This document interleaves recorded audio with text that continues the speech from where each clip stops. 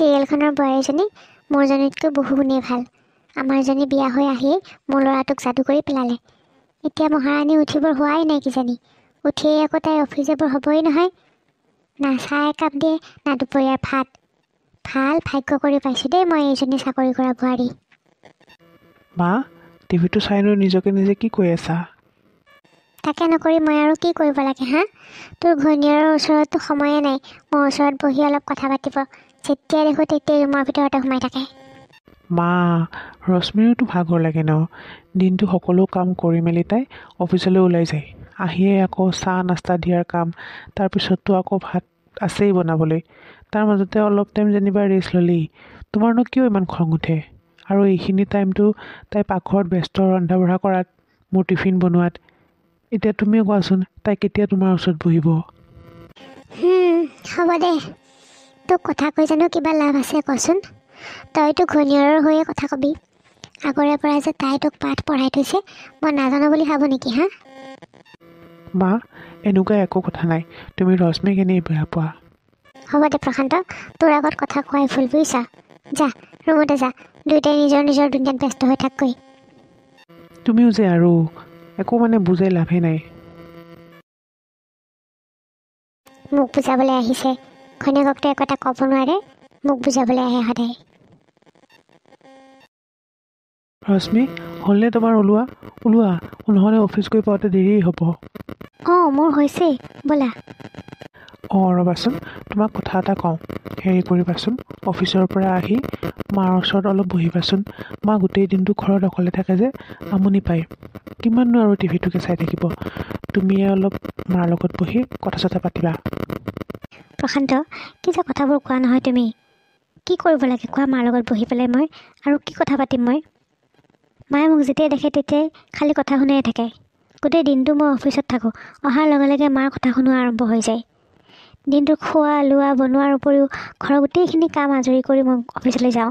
আকৌ আহি পোৱাৰ লগে লগে যেতিয়া মুখখন এপাচিমান কৰি কথা শুনাই, তেতিয়া সেইজনী মানুহৰ লগত বহিব কথা পাতিবলৈ মন যাব নেকি তুমিও কোৱাচোন? আৰু প্ৰথম যেতিয়া মই বিয়া হৈ আহিছিলোঁ, প্ৰায় মাৰ ওচৰত বহিছিলোঁ। ভাবিছিলোঁ এইখন ঘৰত আমি তিনিটাৰ বাদে আৰু কোনোৱে নাই, যিহেতু ভালকৈ থাকিম। মোৰ সুখ দুখৰ কথাবোৰ মা আৰু তোমাক ক'ম। কিন্তু মা সম্পূৰ্ণ ওলোটা। সেইবোৰ কথা শ্বেয়াৰ কৰাটো দূৰৰে কথা, সাধাৰণ কথা এষাৰ পাতিব গ'লেও মায়ে ওলোটাকেহে কয়। তেতিয়াৰ পৰা মোৰ কিবা ভাল নলগা হ'ল, বুজিলানে? তথাপিও তুমি কৈছা যেতিয়া মই বাৰু আকৌ চেষ্টা কৰিম মাৰ ওচৰত বহি 2-4টা কথা পাতিবলৈ। হ'ব দিয়া। ব'লা, দেৰিয়ে হ'ব এতিয়া। ব'লা। ৰশ্মি, যাবলৈ ওলালা নেকি? হয় মা, ওলালোঁ। কওকচোন, কিবা কথা আছিলে যদি? এটা কাম কৰিবা, 2-3 দিনমানৰ কাৰণে অফিচৰ পৰা ছুটি ল'বা। মাহীয়েৰা আহিব। তোমাৰ বিয়াৰ পিছত এইবাৰ তাই প্ৰথম আহিব আমাৰ ঘৰলৈ। 2-3 দিন? নাই মা, ইমান দিনটো অফিচৰ পৰা মই ছুটি ল'ব নোৱাৰিম। আৰু বাহিৰৰ পৰা ক্লাইণ্ট আহিব, তেওঁলোকক ময়ে এটেণ্ড কৰিব লাগিব।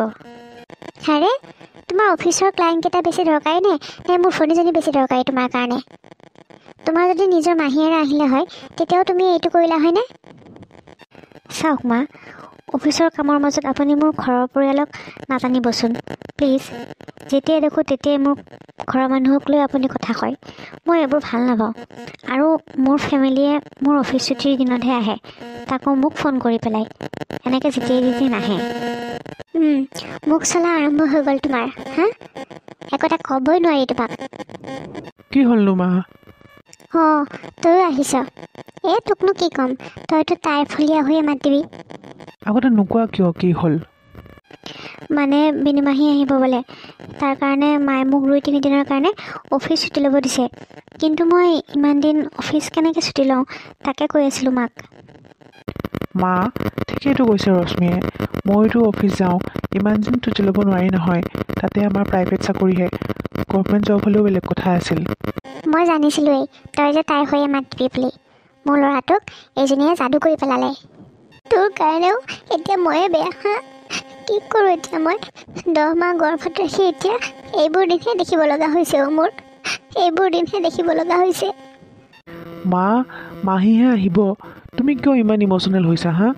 মাহী দেখোন আগতেও আমাৰ ঘৰত আহে, আৰু এতিয়াতো ৰশ্মি আছেই, তাই গোটেই ঘৰৰ কাম কৰি মেলি পেলাই আজৰি হৈহে অফিচলৈ যায়।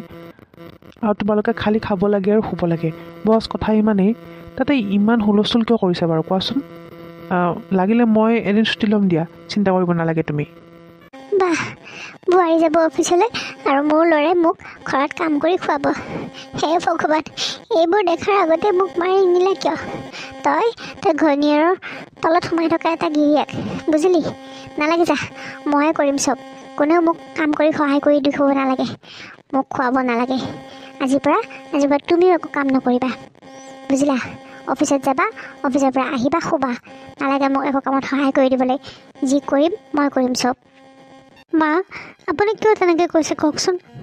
মই ছুটি ল'ব নোৱাৰোঁ কাৰণেহে কৈছিলোঁ ছুটি ল'ব নোৱাৰিম বুলি। কিন্তু মাহী আহিলে চাবচোন, মই সকলোবিলাক কৰি মেলি আজৰি হৈ অফিচলৈ যাম। আপুনি কোনো চিন্তা কৰিব নালাগে, আপুনি কোনো ধৰণৰ কামেই কৰিব নালাগে। মই তেনেকুৱাকৈ কাম কৰিবলৈ দি পেলাই অফিচলৈ নাযাওঁ নহয় মা। আপুনি কিয় ইমান চিন্তা কৰিছে? আপুনি চিন্তা নকৰিব। হ'ব, যোৱা এতিয়া। য'লৈ যাব ওলাই আহিছিলা, ওলাই যোৱাকৈ।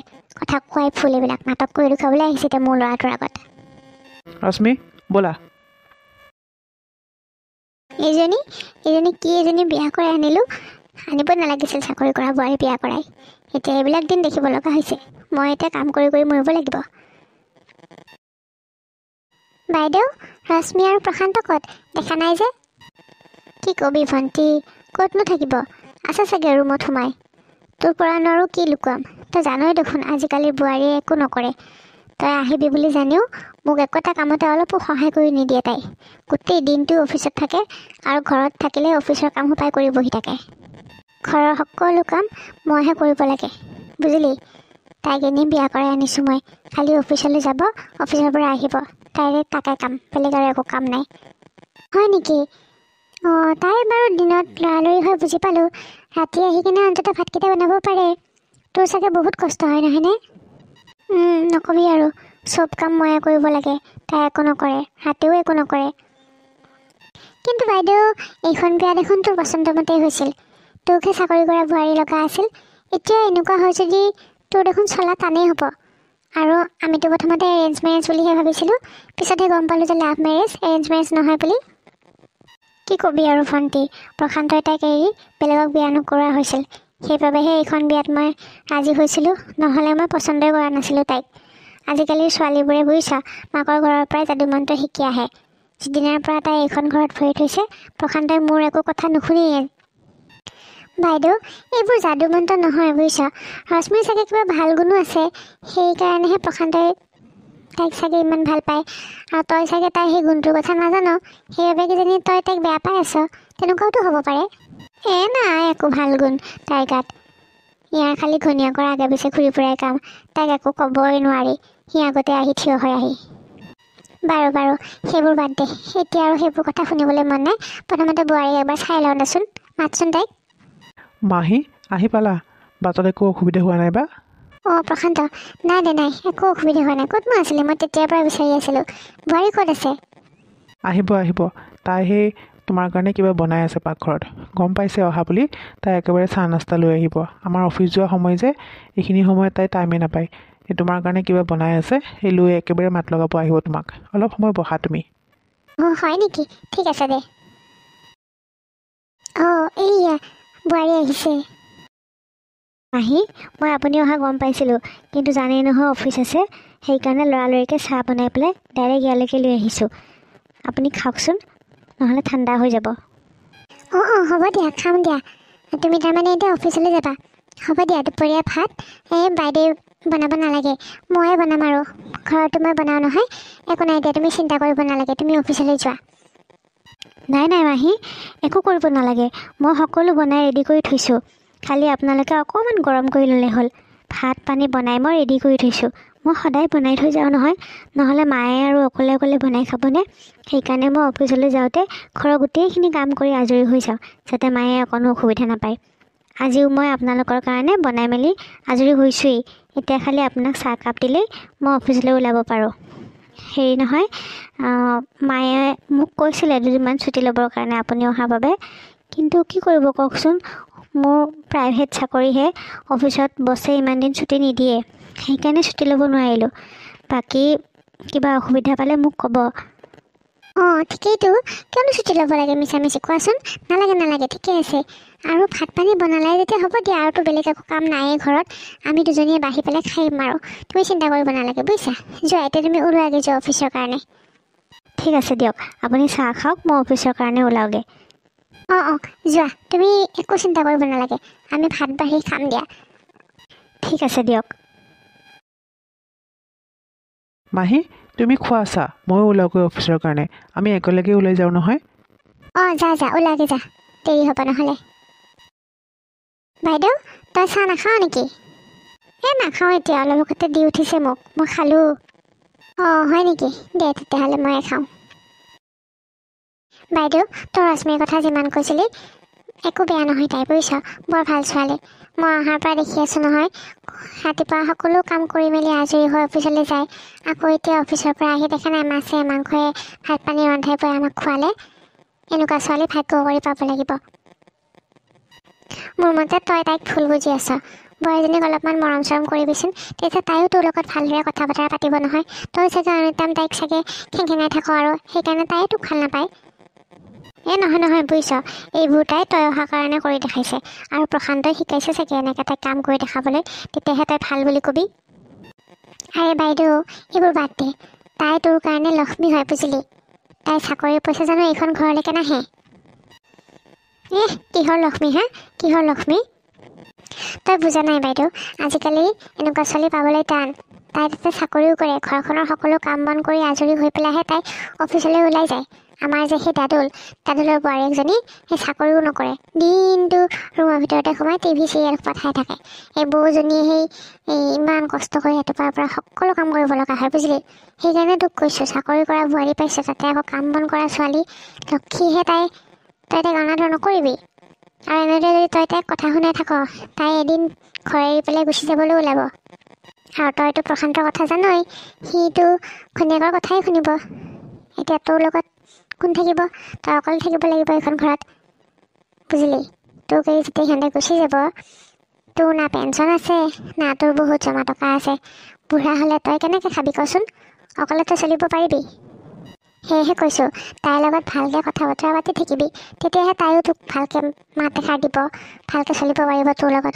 নহ'লে এৰি থৈ গ'লে কি খাবি এবাৰ চিন্তা কৰচোন। বহুত কথা ভাবিব লাগে, ভৱিষ্যতৰ কথা কিছুমান চিন্তা কৰি কামবিলাক কৰিব লাগে বুজিছ। হয় মই এইবোৰ ভবাই নাছিলোঁ জান, তই ঠিকে কৈছ।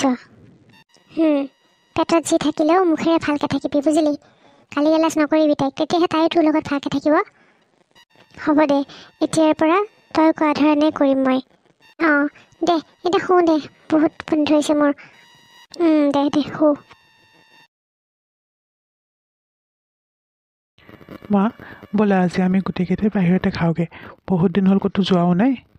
তোৰ বাহিৰত খাবলৈ মন গৈছেনে, এনে ঘৈণীয়াৰ ভাত ৰান্ধিবলৈ মন যোৱা নাই হা? মই ভালদৰে জানো। মা, আকৌ আৰম্ভ কৰিছে এইবোৰ। প্ৰতিটো কথাতে তুমি ৰশ্মিক কিয় টানি আনা কোৱাচোন? মাকৰ পটককৈ ভৈণীয়েকৰ কথালৈ মনত পৰে।